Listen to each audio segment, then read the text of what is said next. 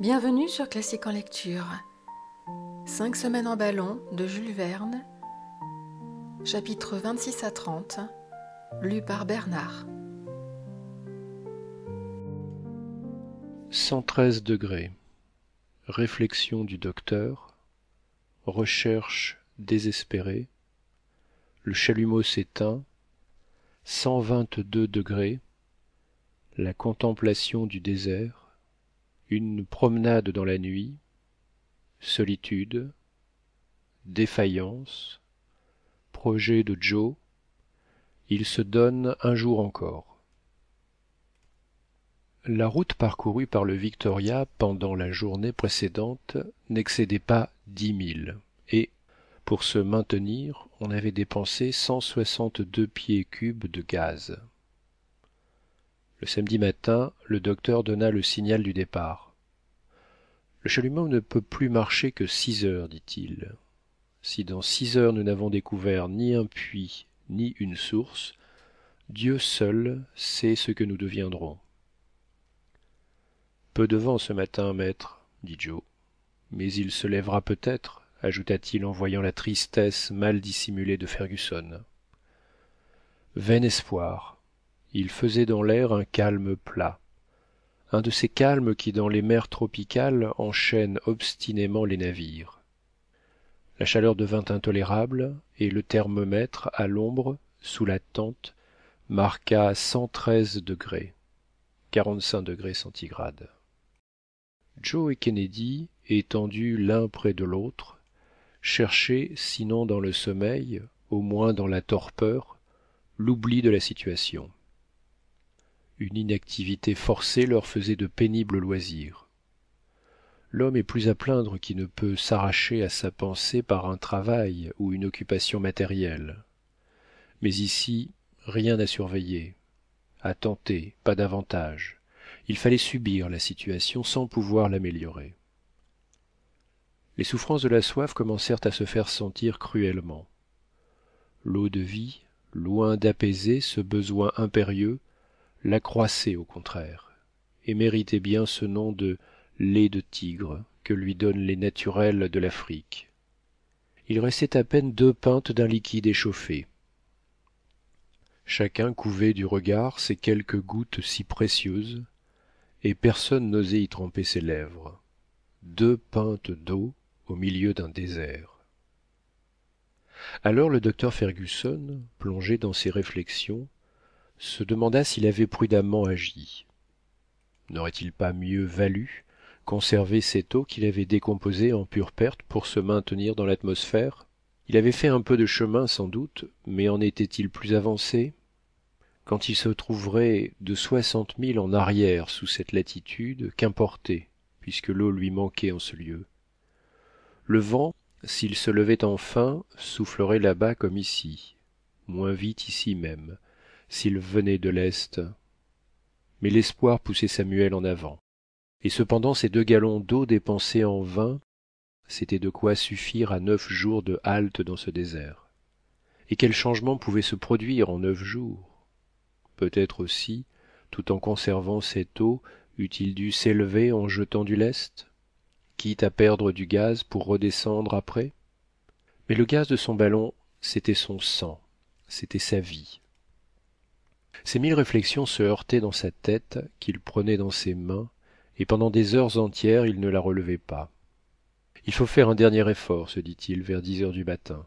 Il faut tenter une dernière fois de découvrir un courant atmosphérique qui nous emporte. Il faut risquer nos dernières ressources. Et, pendant que ses compagnons sommeillaient, il porta à une haute température l'hydrogène de l'aérostat. Celui-ci s'arrondit sous la dilatation du gaz et monta droit dans les rayons perpendiculaires du soleil. Le docteur chercha vainement un souffle de vent depuis 100 pieds jusqu'à 5000. Son point de départ demeura obstinément au-dessous de lui. Un calme absolu semblait régner jusqu'aux dernières limites de l'air respirable. Enfin, l'eau d'alimentation s'épuisa. Le chalumeau s'éteignit faute de gaz. La pile de Bunzen cessa de fonctionner, et le Victoria, se contractant, descendit doucement sur le sable, à la place même que la nacelle y avait creusée. Il était midi. Le relèvement donna 19° 35' de longitude et 6° 51' de latitude, à près de 500 milles du lac Tchad, à plus de 400 milles des côtes occidentales de l'Afrique. En prenant terre, Dick et Joe sortirent de leur pesante torpeur. « Nous nous arrêtons, » dit l'Écossais. « Il le faut, » répondit Samuel d'un ton grave. Ses compagnons le comprirent. Le niveau du sol se trouvait alors au niveau de la mer par suite de sa constante dépression. Aussi le ballon se maintint-il dans un équilibre parfait et une immobilité absolue. Le poids des voyageurs fut remplacé par une charge équivalente de sable, et ils mirent pied à terre. Chacun s'absorba dans ses pensées, et, pendant plusieurs heures, ils ne parlèrent pas. Joe prépara le souper, composé de biscuits et de pemmican, auquel on toucha à peine. Une gorgée d'eau brûlante compléta ce triste repas. Pendant la nuit, personne ne veilla, mais personne ne dormit. La chaleur fut étouffante. Le lendemain, il ne restait plus qu'une demi-pinte d'eau. Le docteur la mit en réserve, et on résolut de n'y toucher qu'à la dernière extrémité. « J'étouffe !» s'écria bientôt Joe. « La chaleur redouble. » « Cela ne m'étonne pas, dit-il, après avoir consulté le thermomètre. 140 degrés. 60 degrés centigrades. « Le sable vous brûle, répondit le chasseur, comme s'il sortait d'un four. Et pas un nuage dans ce ciel en feu. C'est à devenir fou. » « Ne nous désespérons pas, dit le docteur. À ces grandes chaleurs succèdent inévitablement des tempêtes sous cette latitude, et elles arrivent avec la rapidité de l'éclair. Malgré l'accablante sérénité du ciel, il peut s'y produire de grands changements en moins d'une heure. Mais enfin, reprit Kennedy, il y aurait quelque indice. Eh bien, dit le docteur, il me semble que le baromètre a une légère tendance à baisser. Le ciel t'entende, Samuel, car nous voici cloués à ce sol comme un oiseau dont les ailes sont brisées. Avec cette différence pourtant, mon cher Dick, que nos ailes sont intactes, et j'espère bien nous en servir encore. Ah, du vent, s'écria Joe. De quoi nous rendre à un ruisseau, à un puits, et il ne nous manquera rien. Nos vivres sont suffisants, et avec de l'eau nous attendrons un mois sans souffrir. Mais la soif est une cruelle chose. La soif, mais aussi la contemplation incessante du désert, fatiguaient l'esprit. Il n'y avait pas un accident de terrain, pas un monticule de sable, pas un caillou pour arrêter le regard. Cette planité écœurait et donnait ce malaise qu'on appelle le mal du désert. L'impassibilité de ce bleu aride du ciel et de ce jaune immense du sable finissait par effrayer. Dans cette atmosphère incendiée, la chaleur paraissait vibrante comme au-dessus d'un foyer incandescent. L'esprit se désespérait à voir ce calme immense et n'entrevoyait aucune raison pour qu'un tel état de choses vînt à cesser, car l'immensité est une sorte d'éternité. Aussi les malheureux, privés d'eau sous cette température torride, commencèrent à ressentir des symptômes d'hallucination. Leurs yeux s'agrandissaient, leur regard devenait trouble. Lorsque la nuit fut venue, le docteur résolut de combattre cette disposition inquiétante par une marche rapide. Il voulut parcourir cette plaine de sable pendant quelques heures, non pour chercher, mais pour marcher. Venez, dit-il à ses compagnons, croyez-moi, cela vous fera du bien. Impossible, répond Kennedy. Je ne pourrais faire un pas. J'aime encore mieux dormir, fit Joe.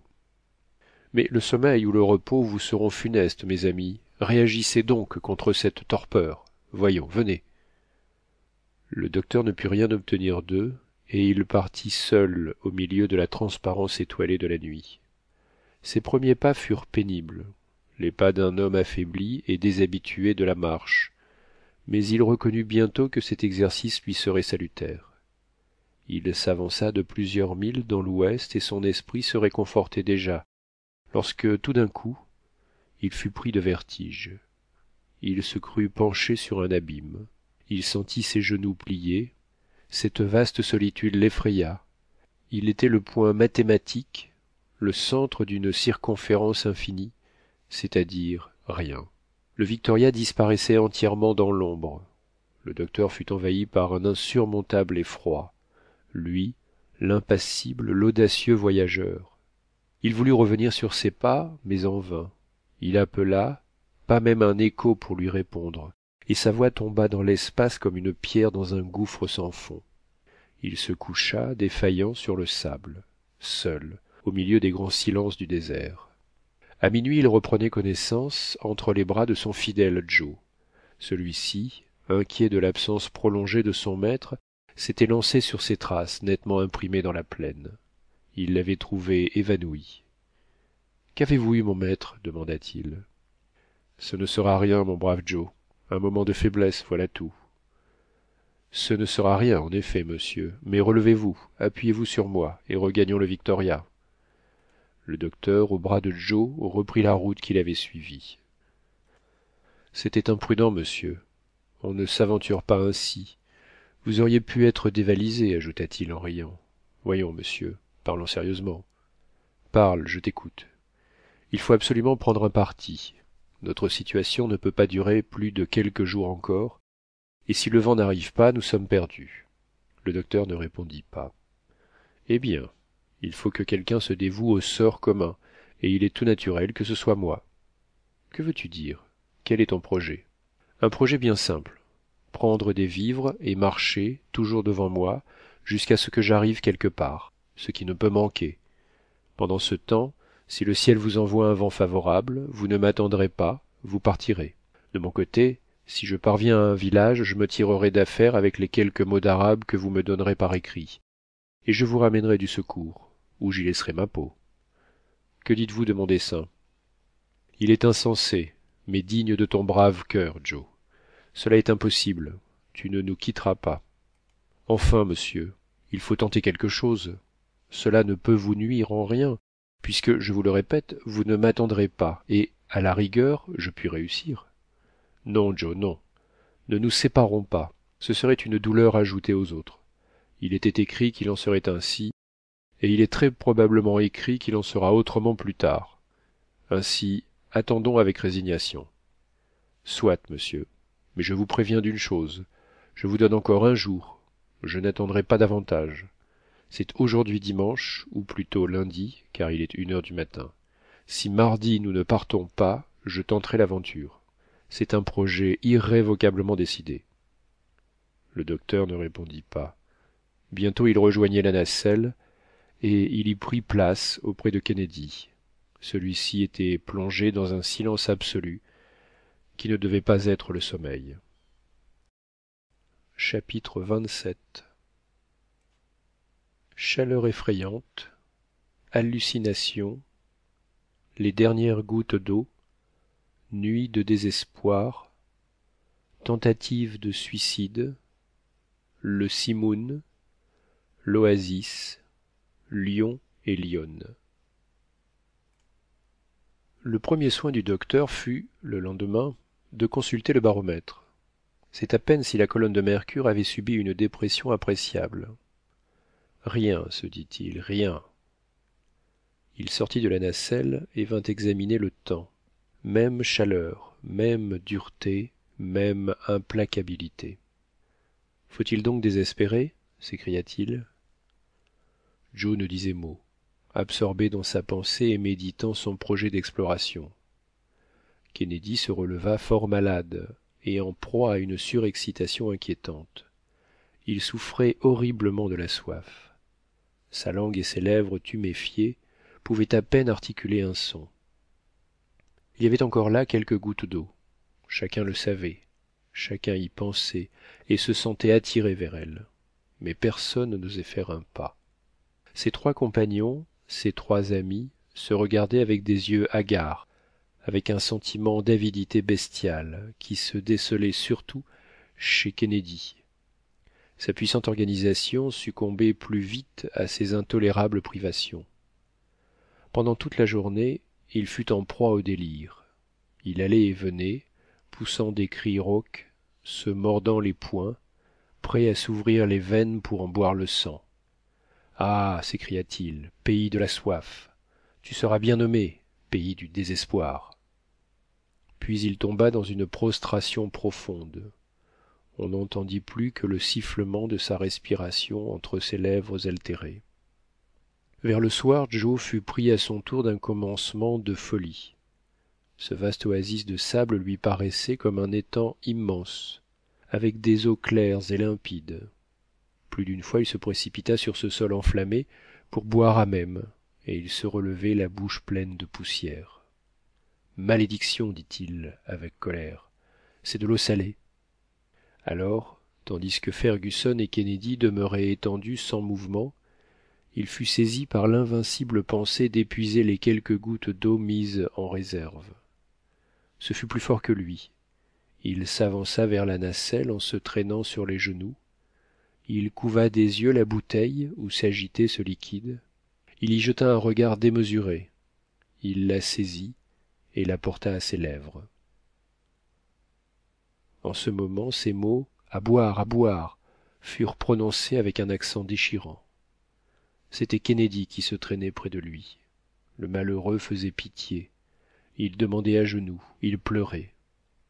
Joe, pleurant aussi, lui présenta la bouteille, et jusqu'à la dernière goutte, Kennedy en épuisa le contenu. « Merci, fit-il. » Mais Joe ne l'entendit pas. Il était, comme lui, retombé sur le sable. Ce qui se passa pendant cette nuit orageuse, on l'ignore. Mais le mardi matin, sous ces douches de feu que versait le soleil, les infortunés sentirent leurs membres se dessécher peu à peu. Quand Joe voulut se lever, cela lui fut impossible. Il ne put mettre son projet à exécution. Il jeta les yeux autour de lui. Dans la nacelle, le docteur, accablé, les bras croisés sur la poitrine, regardait dans l'espace un point imaginaire avec une fixité idiote. Kennedy était effrayant. Il balançait la tête de droite et de gauche comme une bête féroce en cage. Tout d'un coup, les regards du chasseur se portèrent sur sa carabine, dont la crosse dépassait le bord de la nacelle. « Ah !» s'écria-t-il en se relevant par un effort surhumain. Il se précipita sur l'arme, éperdu, fou, et il en dirigea le canon vers sa bouche. « Monsieur, monsieur !» fit Joe, se précipitant sur lui. « Laisse-moi, va-t'en !» dit en râlant l'Écossais. Tous les deux luttaient avec acharnement. « Va-t'en ou je te tue !» répéta Kennedy. Mais Joe s'accrochait à lui avec force. Ils se débattirent ainsi, sans que le docteur parût les apercevoir. Et pendant près d'une minute, dans la lutte, la carabine partit soudain. Au bruit de la détonation, le docteur se releva droit comme un spectre. Il regarda autour de lui. Mais tout d'un coup, voici que son regard s'anime, sa main s'étend vers l'horizon, et d'une voix qui n'avait plus rien d'humain, il s'écrie « Là, là, là-bas !» Il y avait une telle énergie dans son geste que Joe et Kennedy se séparèrent, et tous deux regardèrent. La plaine s'agitait comme une mer en fureur par un jour de tempête. Des vagues de sable déferlaient les unes sur les autres au milieu d'une poussière intense. Une immense colonne venait du sud-est, en tournoyant avec une extrême rapidité. Le soleil disparaissait derrière un nuage opaque dont l'ombre démesurée s'allongeait jusqu'au Victoria. Les grains de sable fin glissaient avec la facilité de molécules liquides, et cette marée montante gagnait peu à peu. Un regard énergique d'espoir brilla dans les yeux de Fergusson. « Le Simoun !» s'écria-t-il. « Le Simoun !» répéta Joe sans trop comprendre. « Tant mieux !» s'écria Kennedy avec une rage désespérée. « Tant mieux ! Nous allons mourir !»« Tant mieux !» répliqua le docteur. « Nous allons vivre, au contraire !» Il se mit à rejeter rapidement le sable qui lestait la nacelle. Ses compagnons le comprirent enfin, se joignirent à lui et prirent place à ses côtés. « Et maintenant, Joe, dit le docteur, jette-moi en dehors une cinquantaine de livres de ton minerai. » Joe n'hésita pas, et cependant il éprouva quelque chose comme un regret rapide. Le ballon s'éleva. « Il était temps, s'écria le docteur. Le Simoun arrivait en effet avec la rapidité de la foudre. Un peu plus le Victoria était écrasé, mis en pièces, anéanti. L'immense trombe allait l'atteindre. Il fut couvert d'une grêle de sable. « Encore du lest !» cria le docteur à Joe. « Voilà !» répondit ce dernier en précipitant un énorme fragment de quartz. Le Victoria monta rapidement au-dessus de la trombe. Mais, enveloppé dans l'immense déplacement d'air, il fut entraîné avec une vitesse incalculable au-dessus de cette mer écumante. Samuel, Dick et Joe ne parlaient pas. Ils regardaient, ils espéraient, rafraîchis d'ailleurs par le vent de ce tourbillon. À 3 heures, la tourmente cessait. Le sable, en retombant, formait une innombrable quantité de monticules. Le ciel reprenait sa tranquillité première. Le Victoria, redevenu immobile, planait en vue d'une oasis, île couverte d'arbres verts et remontait à la surface de cet océan. L'eau! L'eau est là! S'écria le docteur. Aussitôt, ouvrant la soupape supérieure, il donna passage à l'hydrogène et descendit doucement à 200 pas de l'oasis. En 4 heures, les voyageurs avaient franchi un espace de 240 milles, 100 lieues. La nacelle fut aussitôt équilibrée et Kennedy, suivi de Joe, s'élança vers le sol. « Vos fusils !» s'écria le docteur. « Vos fusils, et soyez prudents !» Dick se précipita sur sa carabine et Joe s'empara de l'un des fusils. Ils s'avancèrent rapidement jusqu'aux arbres et pénétrèrent sous cette fraîche verdure qui leur annonçait des sources abondantes. Ils ne prirent pas garde à de larges piétinements, à des traces fraîches qui marquaient çà et là le sol humide. Soudain, un rugissement retentit à 20 pas d'eux. « Le rugissement d'un lion ?» dit Joe. « Tant mieux, » répliqua le chasseur, exaspéré. « Nous nous battrons. On est fort quand il ne s'agit que de se battre. De la prudence, monsieur Dick, de la prudence. De la vie de l'un dépend la vie de tous. » Mais Kennedy ne l'écoutait pas. Il s'avançait, l'œil flamboyant, la carabine armée, terrible dans son audace. Sous un palmier, un énorme lion à crinière noire se tenait dans une posture d'attaque. À peine eut-il aperçu le chasseur qu'il bondit. Mais il n'avait pas touché terre qu'une balle au cœur le foudroyait. Il tomba mort. « Hurrah! Hurrah !» s'écria Joe. Kennedy se précipita vers le puits, glissa sur les marches humides et s'étala devant une source fraîche, dans laquelle il trempa ses lèvres avidement. Joe l'imita, et l'on n'entendit plus que ces clappements de langue des animaux qui se désaltèrent. « Prenons garde, monsieur Dick, » dit Joe en respirant. « N'abusons pas. » Mais Dick, sans répondre, buvait toujours. Il plongeait sa tête et ses mains dans cette eau bienfaisante. Il s'enivrait. « Et monsieur Fergusson ?» dit Joe. Ce seul mot rappela Kennedy à lui-même. Il remplit une bouteille qu'il avait apportée et s'élança sur les marches du puits. Mais quelle fut sa stupéfaction! Un corps opaque, énorme, enfermait l'ouverture. Joe, qui suivait Dick, dut reculer avec lui. « Nous sommes enfermés !»« C'est impossible. Qu'est-ce que cela veut dire ?» Dick n'acheva pas. Un rugissement terrible lui fit comprendre à quel nouvel ennemi il avait affaire. « Un autre lion !» s'écria Joe. « Non pas. Une lionne. »« Ah, maudite bête, attends !» dit le chasseur en rechargeant prestement sa carabine. Un instant après, il faisait feu, mais l'animal avait disparu. « En avant !» s'écria-t-il. « Non, monsieur Dick, non, vous ne l'avez pas tuée du coup. Son corps eût roulé jusqu'ici. Elle est là, prête à bondir sur le premier d'entre nous qui paraîtra, et celui-là est perdu. Mais que faire? Il faut sortir. Et Samuel qui nous attend. Attirons l'animal, prenez mon fusil et passez-moi votre carabine. Quel est ton projet? Vous allez voir. » Joe retira sa veste de toile, la disposa au bout de l'arme et la présenta comme appât au-dessus de l'ouverture. La bête furieuse se précipita dessus. Kennedy l'attendait au passage, et d'une balle, il lui fracassa l'épaule. La lionne rugissante roula sur l'escalier, renversant Joe. Celui-ci croyait déjà sentir les énormes pattes de l'animal s'abattre sur lui quand une seconde détonation retentit, et le docteur Fergusson apparut à l'ouverture, son fusil à la main et fumant encore. Joe se releva prestement, franchit le corps de la bête et passa à son maître la bouteille pleine d'eau. La porter à ses lèvres, la vider à demi, fut pour Fergusson l'affaire d'un instant, et les 3 voyageurs remercièrent du fond du cœur la Providence qui les avait si miraculeusement sauvés. Chapitre 28.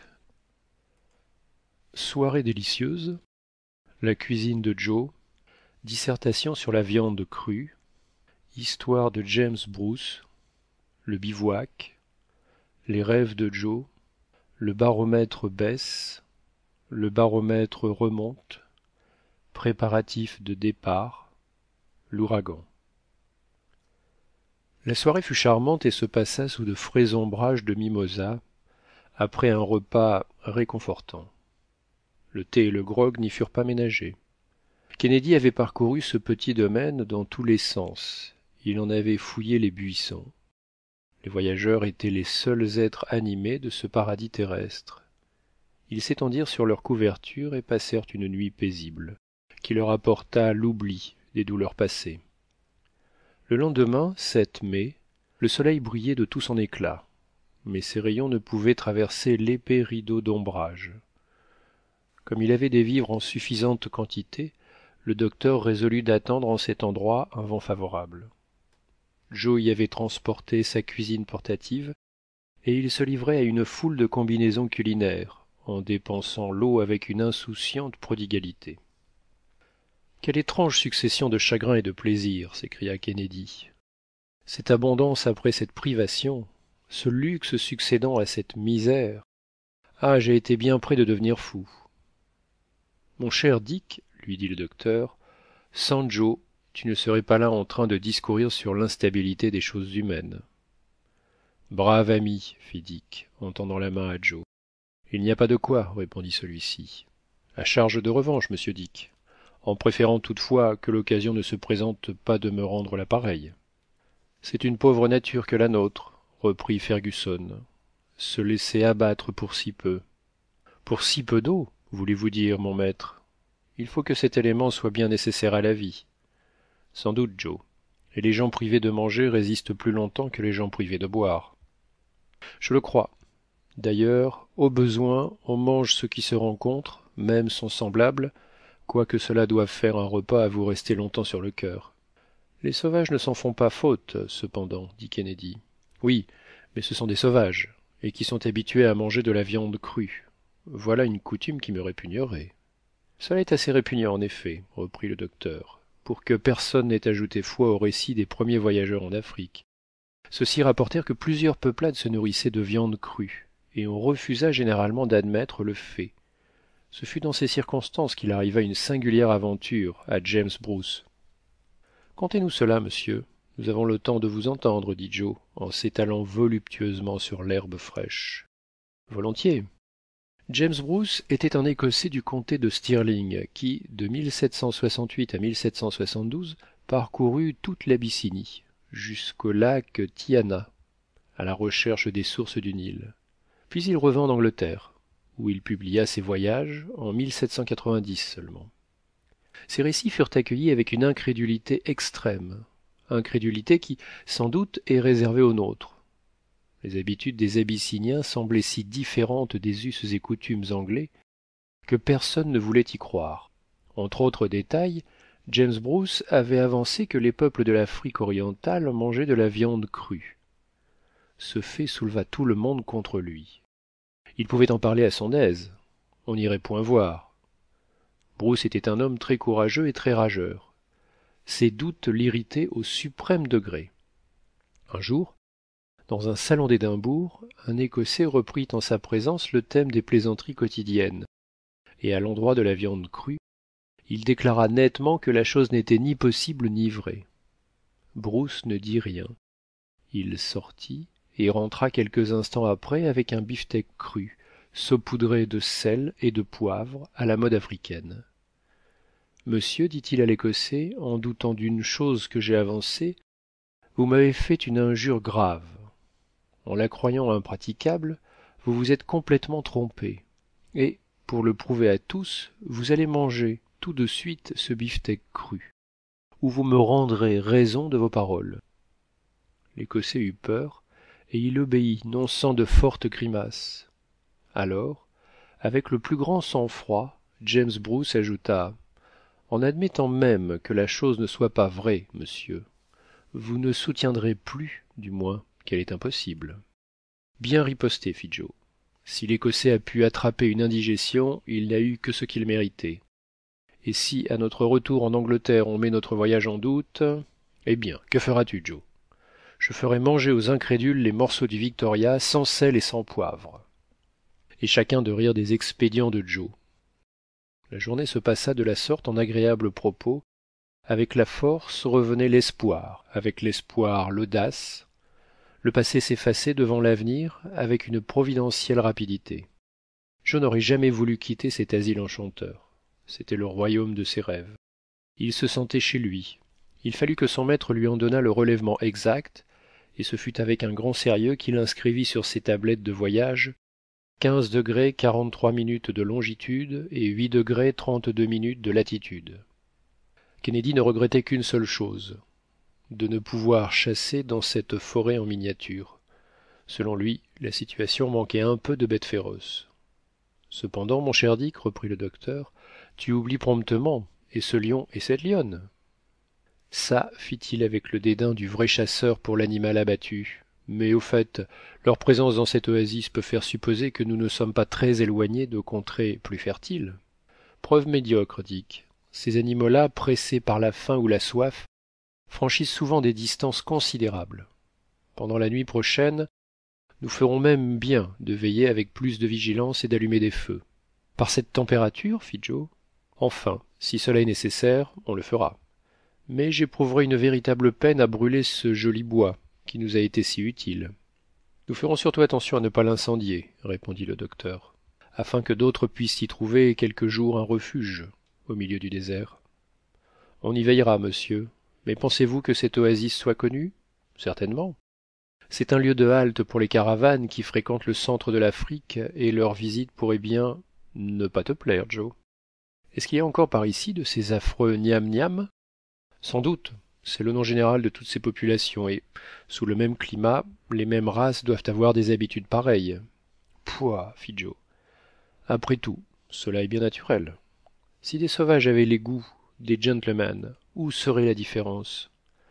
Par exemple, voilà des braves gens qui ne se seraient pas fait prier pour avaler le beefsteak de l'écossais, et même l'écossais par-dessus le marché. Sur cette réflexion très sensée, Joe alla dresser ses bûchers pour la nuit, les faisant aussi minces que possible. Ces précautions furent heureusement inutiles, et chacun s'endormit tour à tour dans un profond sommeil. Le lendemain, le temps ne changea pas encore. Il se maintenait au beau avec obstination. Le ballon demeurait immobile, sans qu'aucune oscillation ne vînt trahir un souffle de vent. Le docteur recommençait à s'inquiéter. Si le voyage devait ainsi se prolonger, les vivres seraient insuffisants. Après avoir failli succomber faute d'eau, en serait-on réduit à mourir de faim? Mais il reprit assurance en voyant le mercure baisser très sensiblement dans le baromètre. Il y avait des signes évidents d'un changement prochain dans l'atmosphère. Il résolut donc de faire ses préparatifs de départ pour profiter de la première occasion. La caisse d'alimentation et la caisse à eau furent entièrement remplies toutes les deux. Fergusson dut rétablir ensuite l'équilibre de l'aérostat, et Joe fut obligé de sacrifier une notable partie de son précieux minerai. Avec la santé, les idées d'ambition lui étaient revenues. Il fit plus d'une grimace avant d'obéir à son maître, mais celui-ci lui démontra qu'il ne pouvait enlever un poids aussi considérable. Il lui donna à choisir entre l'eau et l'or. Joe n'hésita plus, et il jeta sur le sable une forte quantité de ces précieux cailloux. Voilà pour ceux qui viendront après nous, dit-il. Ils seront bien étonnés de trouver la fortune en pareil lieu. Eh, fit Kennedy, si quelque savant voyageur vient à rencontrer ces échantillons, ne doute pas, mon cher Dick, qu'il n'en soit fort surpris et qu'il ne publie sa surprise en nombreux in-folios. Nous entendrons parler quelque jour d'un merveilleux gisement de quartz aurifère au milieu des sables de l'Afrique. Et c'est Joe qui en sera la cause. L'idée de mystifier peut-être quelque savant consola le brave garçon et le fit sourire. Pendant le reste de la journée, le docteur attendit vainement un changement dans l'atmosphère. La température s'éleva, et sans les ombrages de l'oasis, elle eût été insoutenable. Le thermomètre marqua au soleil 149 degrés, 69 degrés centigrades. Une véritable pluie de feu traversait l'air. Ce fut la plus haute chaleur qui eût encore été observée. Joe disposa comme la veille le bivouac du soir. Et, pendant les quarts du docteur et de Kennedy, il ne se produisit aucun incident nouveau. Mais vers 3 heures du matin, Joe veillant, la température s'abaissa subitement. Le ciel se couvrit de nuages et l'obscurité augmenta. « Alerte !» s'écria Joe en réveillant ses deux compagnons. « Alerte ! Voici le vent !»« Enfin !» dit le docteur en considérant le ciel. « C'est une tempête ! Au Victoria ! Au Victoria !» Il était temps d'y arriver. Le Victoria se courbait sous l'effort de l'ouragan et entraînait la nacelle qui rayait le sable. Si par hasard une partie du lest eût été précipitée à terre, le ballon serait parti, et tout espoir de le retrouver eût été à jamais perdu. Mais le rapide Joe courut à toutes jambes et arrêta la nacelle, tandis que l'aérostat se couchait sur le sable, au risque de se déchirer. Le docteur prit sa place habituelle, alluma son chalumeau et jeta l'excès de poids. Les voyageurs regardèrent une dernière fois les arbres de l'oasis qui pliaient sous la tempête, et bientôt, ramassant le vent d'est à 200 pieds du sol, ils disparurent dans la nuit. Chapitre 29. Symptômes de végétation, idées fantaisistes d'un auteur français, pays magnifique, royaume d'Adamova, les explorations de Speke et Burton reliées à celles de Barth, les monts Atlantika, le fleuve Bénoué, la ville d'Iola, le Bagelé, le mont Mendif. Depuis le moment de leur départ, les voyageurs marchèrent avec une grande rapidité. Il leur tardait de quitter ce désert qui avait failli leur être si funeste. Vers 9h15 du matin, quelques symptômes de végétation furent entrevus, herbes flottant sur cette mer de sable et leur annonçant, comme à Christophe Colomb, la proximité de la terre. Des pousses vertes pointaient timidement entre des cailloux qui allaient eux-mêmes redevenir les rochers de cet océan. Des collines encore peu élevées ondulaient à l'horizon. Leur profil, estompé par la brume, se dessinait vaguement. La monotonie disparaissait. Le docteur saluait avec joie cette contrée nouvelle, et, comme un marin en vigie, il était sur le point de s'écrier « Terre, terre !» Une heure plus tard, le continent s'étalait sous ses yeux, d'un aspect encore sauvage, mais moins plat, moins nu. Quelques arbres se profilaient sur le ciel gris. « Nous sommes donc en pays civilisé ?» dit le chasseur. « Civilisé, monsieur Dick, c'est une manière de parler. On ne voit pas encore d'habitants. »« Ce ne sera pas long, » répondit Fergusson, « au train dont nous marchons. »« Est-ce que nous sommes toujours dans le pays des nègres, monsieur Samuel ?»« Toujours, Joe, en attendant le pays des Arabes. »« Des Arabes, monsieur? De vrais Arabes, avec leurs chameaux ? » ?»« Non, sans chameaux. Ces animaux sont rares, pour ne pas dire inconnus dans ces contrées. Il faut remonter quelques degrés au nord pour les rencontrer. »« C'est fâcheux. »« Et pourquoi, Joe ? » ?»« Parce que si le vent devenait contraire, il pourrait nous servir. »« Comment ? » ?»« Monsieur, c'est une idée qui me vient. On pourrait les atteler à la nacelle et se faire remorquer par eux. Qu'en dites-vous ? » ?»« Mon pauvre Joe, cette idée... » »« Un autre l'a eue avant toi. »« Elle a été exploitée par un très spirituel auteur français, Monsieur Méry. Dans un roman, il est vrai. Des voyageurs se font traîner en ballon par des chameaux. Arrive un lion qui dévore les chameaux, avale la remorque et traîne à leur place. Ainsi de suite. Tu vois que tout ceci est de la haute fantaisie et n'a rien de commun avec notre genre de locomotion. Joe, un peu humilié à la pensée que son idée avait déjà servi, chercha quel animal aurait pu dévorer le lion. Mais il ne trouva pas et se remit à examiner le pays. Un lac d'une moyenne étendue s'étendait sous ses regards, avec un amphithéâtre de collines, qui n'avaient pas encore le droit de s'appeler des montagnes. Là, serpentaient des vallées nombreuses et fécondes, et leurs inextricables fouillis d'arbres les plus variés. Les laïs dominaient cette masse, portant des feuilles de 15 pieds de longueur sur sa tige hérissée d'épines aiguës. Le bombax chargeait le vent à son passage du fin duvet de ses semences. Les parfums actifs du pendanus, ce kenda des Arabes, embaumaient les airs jusqu'à la zone que traversait le Victoria.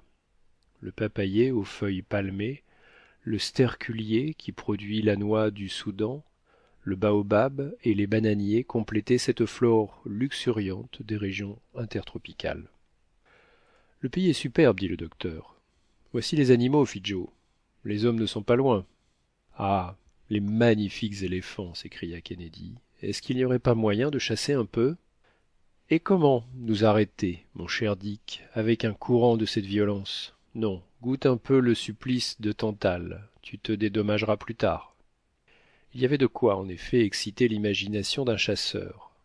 Le cœur de Dick bondissait dans sa poitrine et ses doigts se crispaient sur la crosse de son purday. La faune de ce pays en valait la flore. Le bœuf sauvage se vautrait dans une herbe épaisse sous laquelle il disparaissait tout entier. des éléphants gris, noirs ou jaunes, de la plus grande taille, passaient, comme une trombe, au milieu des forêts brisant, rongeant, saccageant, marquant leur passage par une dévastation. Sur le versant boisé des collines suintaient des cascades et des cours d'eau entraînés vers le nord. Là, les hippopotames se baignaient à grand bruit, et des lamantins de 12 pieds de long, au corps pisciforme, s'étalaient sur les rives, en dressant vers le ciel leurs rondes mamelles gonflées de lait. C'était toute une ménagerie, rare, dans une serre merveilleuse, où des oiseaux sans nombre et de 1000 couleurs chatoyaient à travers les plantes arborescentes. À cette prodigalité de la nature, le docteur reconnut le superbe royaume d'Adamova. Nous empiétons, dit-il, sur les découvertes modernes. J'ai repris la piste interrompue des voyageurs. C'est une heureuse fatalité, mes amis. Nous allons pouvoir rattacher les travaux des capitaines Burton et Speke aux explorations du docteur Barth. Nous avons quitté des Anglais pour retrouver un Hambourgeois, et bientôt nous arriverons au point extrême atteint par ce savant audacieux. Il me semble, dit Kennedy, qu'entre ces deux explorations il y a une vaste étendue de pays, si j'en juge par le chemin que nous avons fait. C'est facile à calculer. Prends la carte et vois quelle est la longitude de la pointe méridionale du lac Ukéréoué, atteinte par Speke. Elle se trouve à peu près sur le 37e degré. Et la ville d'Iola, que nous relèverons ce soir, et à laquelle Barth parvint. Comment est-elle située? Sur le 12e degré de longitude environ. Cela fait donc 25 degrés, à 60 milles chaque, soit 1500 milles. 625 lieues. Un joli bout de promenade, fit Joe, pour les gens qui iraient à pied. Cela se fera cependant. Livingstone et Moffat montent toujours vers l'intérieur. Le Nyassa qu'ils ont découvert n'est pas très éloigné du lac Tanganyika, reconnu par Burton. Avant la fin du siècle, ces contrées immenses seront certainement explorées. Mais, ajouta le docteur en consultant sa boussole, je regrette que le vent nous porte tant à l'ouest. J'aurais voulu remonter au nord. Après 12 heures de marche, le Victoria se trouva sur les confins de la Nigritie. Les premiers habitants de cette terre, des Arabes chouas, paissaient leurs troupeaux nomades. Les vastes sommets des monts Atlantika passaient par-dessus l'horizon, montagnes que nul pied européen n'a encore foulées, et dont l'altitude est estimée à 1300 toises environ. Leur pente occidentale détermine l'écoulement de toutes les eaux de cette partie de l'Afrique vers l'océan. Ce sont les montagnes de la Lune de cette région. Enfin, un vrai fleuve apparut aux yeux des voyageurs, et, aux immenses fourmilières qui l'avoisinaient, le docteur reconnut le Bénoué, l'un des grands affluents du Niger, celui que les indigènes ont nommé la source des eaux. Ce fleuve, dit le docteur à ses compagnons, deviendra un jour la voie naturelle de communication avec l'intérieur de la Nigritie. Sous le commandement de l'un de nos braves capitaines, le steamboat La Pléiade l'a déjà remonté jusqu'à la ville d'Iola. Vous voyez que nous sommes en pays de connaissance. De nombreux esclaves s'occupaient des champs, cultivant le sorgho, sorte de millet qui forme la base de leur alimentation. Les plus stupides étonnements se succédaient au passage du Victoria, qui filait comme un météore. Le soir, il s'arrêtait à 40 milles d'Iola, et devant lui, mais au loin, se dressaient les deux cônes aigus du mont Mendif. Le docteur fit jeter les ancres et s'accrocha au sommet d'un arbre élevé. Mais un vent très dur ballottait le Victoria jusqu'à le coucher horizontalement et rendait parfois la position de la nacelle extrêmement dangereuse. Fergusson ne ferma pas l'œil de la nuit. Souvent il fut sur le point de couper le câble d'attache et de fuir devant la tourmente. Enfin la tempête se calma et les oscillations de l'aérostat n'eurent plus rien d'inquiétant. Le lendemain, le vent se montra plus modéré, mais il éloignait les voyageurs de la ville d'Iola, qui, nouvellement reconstruite par les Foulans, excitait la curiosité de Fergusson. Néanmoins, il fallut se résigner à s'élever dans le nord, et même un peu dans l'est. Kennedy proposa de faire une halte dans ce pays de chasse. Joe prétendait que le besoin de viande fraîche se faisait sentir. Mais les mœurs sauvages de ce pays, l'attitude de la population, Quelques coups de fusil tirés dans la direction du Victoria engagèrent le docteur à continuer son voyage. On traversait alors une contrée, théâtre de massacres et d'incendies où les luttes guerrières sont incessantes, et dans lesquelles les sultans jouent leur royaume au milieu des plus atroces carnages. Des villages nombreux, populeux, à longues cases, s'étendaient entre les grands pâturages dont l'herbe épaisse était semée de fleurs violettes. Les huttes, semblables à de vastes ruches, s'abritaient derrière des palissades hérissées. Les versants sauvages des collines rappelaient les glaines des hautes terres d'Écosse, et Kennedy en fit plusieurs fois la remarque. En dépit de ses efforts, le docteur portait en plein dans le nord-est, vers le mont Mendif, qui disparaissait au milieu des nuages. Les hauts sommets de ces montagnes séparent le bassin du Niger du bassin du lac Tchad. Bientôt apparut le Bagélé, avec ses 18 villages accrochés à ses flancs comme toute une nichée d'enfants au sein de leur mère. Magnifique spectacle pour des regards qui dominaient et saisissaient cet ensemble. Les ravins se montraient couverts de champs de riz et d'arachides. À 3 heures, le Victoria se trouvait en face du mont Mendif. On avait pu l'éviter, il fallut le franchir. Le docteur, au moyen d'une température qu'il accrut de 180 degrés, 100 degrés centigrades, donna au ballon une nouvelle force ascensionnelle de près de 1600 livres. Il s'éleva à plus de 8000 pieds. Ce fut la plus grande élévation obtenue pendant le voyage, et la température s'abaissa tellement que le docteur et ses compagnons durent recourir à leur couverture. Fergusson eut hâte de descendre, car l'enveloppe de l'aérostat se tendait à rompre. Il eut le temps de constater cependant l'origine volcanique de la montagne, dont les cratères, éteints, ne sont plus que de profonds abîmes.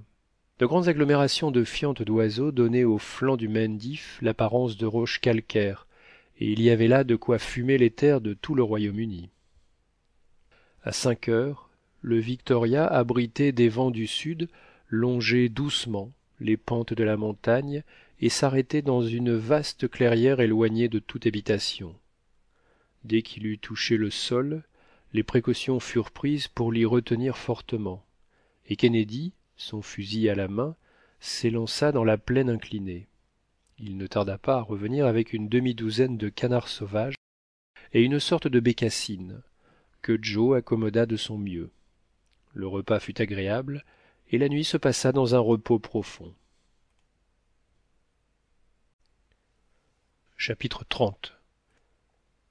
Mosfeia, le Cheikh, Denham, Clapperton, Oudney, Vogel, la capitale du Loggoum, Toul, calme au-dessus du Kernak, le gouverneur et sa cour, l'attaque, les pigeons incendiaires.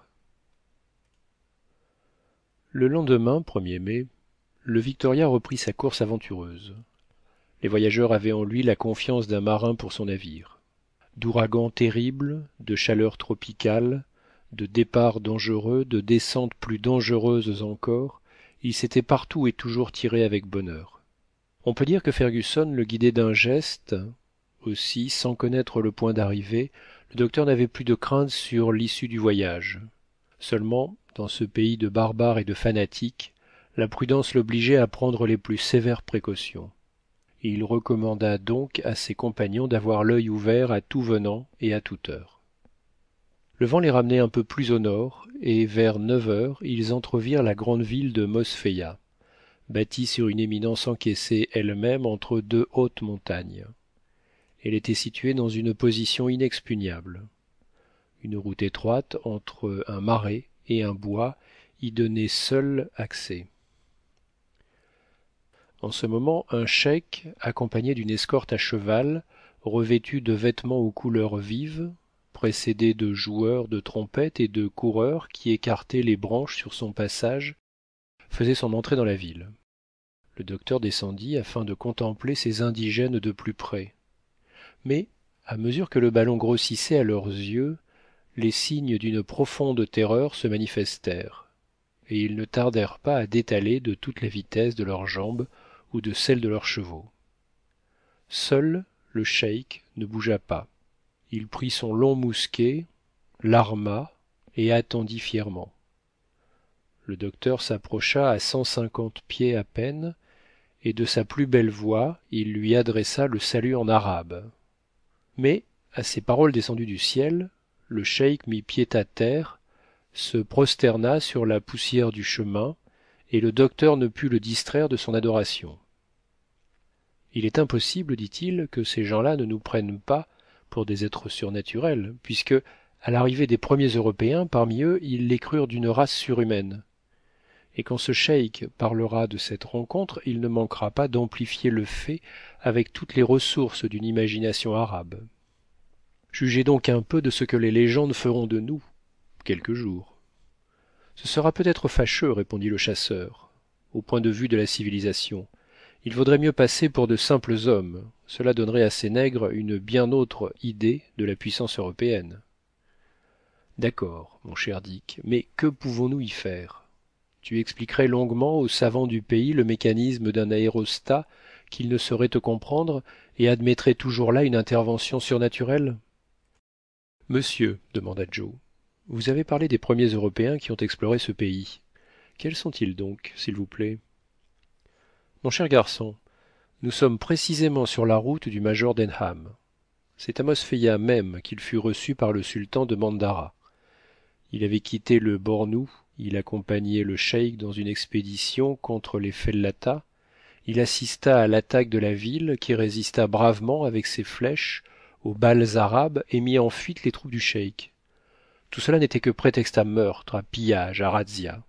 Le major fut complètement dépouillé, mis à nu et sans un cheval sous le ventre duquel il se glissa et qui lui permit de fuir les vainqueurs par son galop effréné, il ne fut jamais rentré dans Kouka, la capitale du Bornou. Mais quel était ce major Denham? Un intrépide anglais qui, de 1822 à 1824, commanda une expédition de le Bornou en compagnie du capitaine Clapperton et du docteur Oudney. Ils partirent de Tripoli au mois de mars, parvinrent à Mourzouk, la capitale du Faisan, et, suivant le chemin que plus tard devait prendre le docteur Barth pour revenir en Europe, ils arrivèrent le 16 février 1823 à Kouka, près du lac Tchad.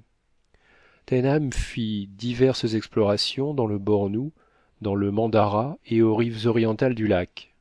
Pendant ce temps, le 15 décembre 1823, le capitaine Clapperton et le docteur Oudney s'enfonçaient dans le Soudan jusqu'à Sakatou, et Oudney mourait de fatigue et d'épuisement dans la ville de Murmure. Cette partie de l'Afrique, demanda Kennedy, a donc payé un large tribut de victimes à la science? Oui, cette contrée est fatale. Nous marchons directement vers le royaume de Barghimi, que Vogel traversa en 1856 pour pénétrer dans le Wadaï, où il a disparu. Ce jeune homme, à 23 ans, était envoyé pour coopérer aux travaux du docteur Barth. Ils se rencontrèrent tous deux le 1er décembre 1854, puis Vogel commença les explorations du pays. Vers 1856, il annonça dans ses dernières lettres son intention de reconnaître le royaume du Wadaï, dans lequel aucun Européen n'avait encore pénétré. Il paraît qu'il parvint jusqu'à Ouara, la capitale, où il fut fait prisonnier suivant les uns, mis à mort suivant les autres, pour avoir tenté l'ascension d'une montagne sacrée des environs. Mais il ne faut pas admettre légèrement la mort des voyageurs, car cela dispense d'aller à leur recherche. Ainsi, que de fois la mort du docteur Barth n'a-t-elle pas été officiellement répandue, ce qui lui a causé souvent une légitime irritation. Il est donc fort possible que Vogel soit retenu prisonnier par le sultan du Wadaï, qui espère le rançonner. Le baron de Neimans se mettait en route pour le Wadaï quand il mourut au Caire en 1855. Nous savons maintenant que M. de Heuglin, avec l'expédition envoyée de Leipzig, s'est lancé sur les traces de Vogel. Ainsi nous devrons être prochainement fixés sur le sort de ce jeune et intéressant voyageur. Note. Depuis le départ du docteur, des lettres adressées d'El Obeid par M. Munzinger, le nouveau chef de l'expédition, ne laissent malheureusement plus de doute sur la mort de Vogel. Fin de la note. Mosfeia avait depuis longtemps déjà disparu à l'horizon. Le Mandara développait sous les regards des voyageurs son étonnante fertilité avec les forêts d'acacias, de locustes aux fleurs rouges et les plantes herbacées des champs de cotonniers et d'indigotiers. Le Chari, qui va se jeter 80 milles plus loin dans le Tchad, roulait son cours impétueux. Le docteur le fit suivre à ses compagnons sur les cartes de Barth. Vous voyez, dit-il, que les travaux de ce savant sont d'une extrême précision. Nous nous dirigeons droit sur le district du Loggoum et peut-être même sur Kernak, sa capitale. C'est là que mourut le pauvre Toole, à peine âgé de 22 ans. C'était un jeune Anglais enseigne au 80e régiment qui avait depuis quelques semaines rejoint le major Denham en Afrique et il ne tarda pas à y rencontrer la mort. Ah, l'on peut appeler justement cette immense contrée le cimetière des Européens. Quelques canaux, longs de 50 pieds, descendaient le cours du Chari. Le Victoria, à 1000 pieds de terre, attirait peu l'attention des indigènes, mais le vent qui jusque-là soufflait avec une certaine force tendit à diminuer. Est-ce que nous allons encore être pris par un calme plat, dit le docteur. Bon, mon maître, nous n'aurons toujours ni le manque d'eau ni le désert à craindre. Non, mais des populations plus redoutables encore. Voici, dit Joe, quelque chose qui ressemble à une ville. C'est Karnak. Les derniers souffles du vent nous y portent, et, si cela nous convient, nous pourrons enlever le plan exact. Ne nous rapprocherons-nous pas demanda Kennedy. Rien n'est plus facile, Dick. Nous sommes droit au-dessus de la ville. Permets-moi de tourner un peu le robinet du chalumeau, et nous ne tarderons pas à descendre. Le Victoria, une demi-heure après, se maintenait immobile à 200 pieds du sol. Nous voici plus près de Karnak, dit le docteur, que ne le serait de Londres un homme juché dans la boule de Saint-Paul. Ainsi nous pouvons voir à notre aise. Quel est donc ce bruit de maillet que l'on entend de tous côtés? Joe regarda attentivement et vit que ce bruit était produit par les nombreux tisserands qui frappaient en plein air leurs toiles tendues sur de vastes troncs d'arbres. La capitale du Loggoum se laissait saisir alors dans tout son ensemble, comme sur un plan déroulé. C'était une véritable ville, avec des maisons alignées et des rues assez larges. Au milieu d'une vaste place se tenait un marché d'esclaves. Il y avait grande affluence de chalands, car les mandarènes, aux pieds et aux mains d'une extrême petitesse, sont fort recherchés et se placent avantageusement. À la vue du Victoria, l'effet si souvent produit se reproduisit encore. D'abord des cris, puis une stupéfaction profonde. Les affaires furent abandonnées, les travaux suspendus, le bruit cessa. Les voyageurs demeuraient dans une immobilité parfaite et ne perdaient pas un détail de cette populeuse cité. Ils descendirent même à 60 pieds du sol. Alors le gouverneur de Loggoum sortit de sa demeure, déployant son étendard vert et accompagné de ses musiciens qui soufflaient à tout rompre, excepté leurs poumons, dans de rauques cornes de buffle. La foule se rassembla autour de lui. Le docteur Fergusson voulut se faire entendre, il ne put y parvenir. Cette population au front haut, aux cheveux bouclés, au nez presque aquilin, paraissait fière et intelligente. Mais la présence du Victoria la troublait singulièrement. On voyait des cavaliers courir dans toutes les directions. Bientôt il devint évident que les troupes du gouverneur se rassemblaient pour combattre un ennemi si extraordinaire. Joe eut beau déployer des mouchoirs de toutes les couleurs, il n'obtint aucun résultat. Cependant, le cheik, entouré de sa cour, réclama le silence et prononça un discours auquel le docteur ne put rien comprendre. De l'arabe mêlé de baghirmi. Seulement il reconnut à la langue universelle des gestes une invitation expresse de s'en aller. Il n'eut pas mieux demandé, mais, faute de vent, cela devenait impossible. Son immobilité exaspéra le gouverneur, et ses courtisans se prirent à hurler pour obliger le monstre à s'enfuir. C'étaient de singuliers personnages que ces courtisans, avec leurs 5 ou 6 chemises bariolées sur le corps. Ils avaient des ventres énormes, dont quelques-uns semblaient postiches. Le docteur étonna ses compagnons en leur apprenant que c'était la manière de faire sa cour au sultan. La rotondité de l'abdomen indiquait l'ambition des gens. Ces gros hommes gesticulaient et criaient, un d'entre eux surtout qui devait être Premier ministre, si son ampleur trouvait ici-bas sa récompense. La foule des nègres unissait ses hurlements aux cris de la cour, répétant ses gesticulations à la manière des singes, ce qui produisait un mouvement unique et instantané de 10 000 bras. À ces moyens d'intimidation qui furent jugés insuffisants, s'en joignirent d'autres plus redoutables. Des soldats armés d'arcs et de flèches se rangèrent en ordre de bataille. Mais déjà le Victoria se gonflait et s'élevait tranquillement hors de leur portée. Le gouverneur, saisissant alors un mousquet, le dirigea vers le ballon. Mais Kennedy le surveillait, et d'une balle de sa carabine, il brisa l'arme dans la main du cheik. À ce coup inattendu, ce fut une déroute générale. Chacun rentra au plus vite dans sa case, et pendant le reste du jour, la ville demeura absolument déserte. La nuit vint. Le vent ne soufflait plus. Il fallut se résoudre à rester immobile à 300 pieds du sol. Pas un feu ne brillait dans l'ombre. Il régnait un silence de mort. Le docteur redoubla de prudence. Ce calme pouvait cacher un piège. Et Fergusson eut raison de veiller. Vers minuit, toute la ville parut comme embrasée.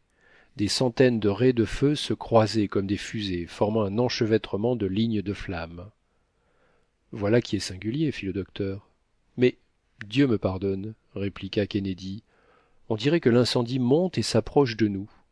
En effet, au bruit de cris effroyables et des détonations des mousquets, cette masse de feu s'élevait vers le Victoria. Joe se prépara à jeter du lest. Fergusson ne tarda pas à avoir l'explication de ce phénomène. Des milliers de pigeons, la queue garnie de matière combustible, avaient été lancés contre le Victoria. Effrayés, ils montaient en traçant dans l'atmosphère leurs zigzags de feu. Kennedy se mit à faire une décharge de toutes ses armes au milieu de cette masse. Mais que pouvait-il contre une innombrable armée? Déjà les pigeons environnaient la nacelle et le ballon dont les parois, réfléchissant cette lumière, semblaient enveloppées dans un réseau de feu. Le docteur n'hésita pas et précipitant un fragment de quartz, il se tint hors des atteintes de ces oiseaux dangereux. Pendant 2 heures on les aperçut courant çà et là dans la nuit, puis peu à peu leur nombre diminua, et ils s'éteignirent. Maintenant nous pouvons dormir tranquilles, dit le docteur. Pas mal imaginé pour des sauvages, fit Joe. Oui, ils emploient assez communément ces pigeons pour incendier les chaumes des villages, mais cette fois le village volait encore plus haut que leurs volatiles incendiaires. Décidément, un ballon n'a pas d'ennemis à craindre, dit Kennedy. Si fait, répliqua le docteur. Lesquels donc? Les imprudents qu'il porte dans sa nacelle. Ainsi, mes amis, de la vigilance partout, de la vigilance toujours. Merci d'avoir écouté les chapitres 26 à 30 de 5 semaines en ballon de Jules Verne sur Classique en lecture. Si cette vidéo vous a plu, vous pouvez la partager. N'hésitez pas à liker, vous abonner et activer la cloche des notifications pour être prévenu lorsque je sors une nouvelle vidéo de lecture. À très vite sur Classique en lecture.